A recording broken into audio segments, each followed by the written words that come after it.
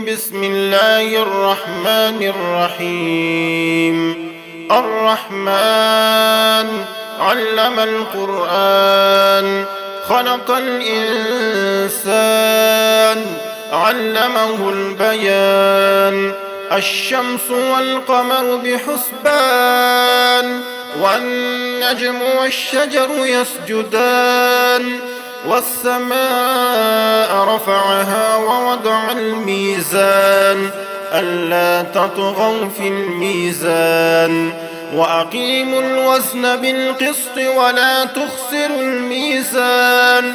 والأرض وضعها للأنام، فيها فاكهة والنخل ذات الأكمام.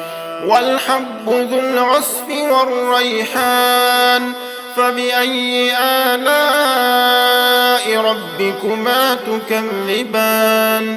خلق الإنسان من صلصال كالفخار، وخلق الجان من مارج من نار. فبأي آلاء ربكما تكذبان؟ رب المشرقين ورب المغربين، فبأي آلاء ربكما تكذبان؟ مرج البحرين يلتقيان، بينهما برزخ لا يبغيان. فبأي آلاء ربكما تكذبان؟ يخرج منهما اللؤلؤ والمرجان. فبأي آلاء ربكما تكذبان؟ وله الجوار المنشآت في البحر كالأعلام. فبأي آلاء ربكما تكذبان؟ كل من عليها فان، ويبقى وجه ربك ذو الجلال والإكرام. فبأي آلاء ربكما تكذبان؟ يسأله من في السماوات والأرض كل يوم هو في شأن. فبأي آلاء ربكما تكذبان؟ سنفرغ لكم أيها الثقلان. فبأي آلاء ربكما تكذبان؟ يا معشر الجن والإنس إن استطعتم أن تنفذوا من أقطار السماوات والأرض فانفذوا، لا تنفذون إلا بسلطان. فبأي آلاء ربكما تكذبان؟ يرسل عليكما شواظ من نار ونحاس فلا تنتصران. فبأي آلاء ربكما تكذبان؟ فإذا انشقت السماء فكانت وردة كالدهان. فبأي آلاء ربكما تكذبان؟ فيومئذ لا يسأل عن ذنبه إنس ولا جان. فبأي آلاء ربكما تكذبان؟ يعرف المجرمون بسيماهم فيؤخذ بالنواصي والأقدام. فبأي آلاء ربكما تكذبان؟ هذه جهنم التي يكذب بها المجرمون، يطوفون بينها وبين حميم آن.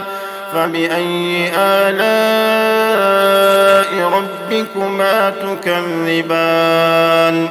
ولمن خاف مقام ربه جنتان. فبأي آلاء ربكما تكذبان؟ ذواتا أفنان. فبأي آلاء ربكما تكذبان؟ فيهما عينان تجريان فبأي آلاء ربكما تكذبان فيهما من كل فاكهة زوجان فبأي آلاء ربكما تكذبان متكئين على فرش بطائنها من استبرق وجنى الجنتين دان فبأي آلاء ربكما تكذبان فيهن قاصرات الطرف لم يطمثهن إنس قبلهم ولا جان فبأي آلاء ربكما تكذبان كأنهن الياقوت والمرجان فبأي آلاء ربكما تكذبان هل جزاء الإحسان إلا الإحسان فبأي آلاء ربكما تكذبان ومن دونهما جنتان فبأي آلاء ربكما تكذبان مدهامتان فبأي آلاء ربكما تكذبان فيهما عينان نضاختان فبأي آلاء ربكما تكذبان فيهما فاكهة ونخل ورمان فبأي آلاء ربكما تكذبان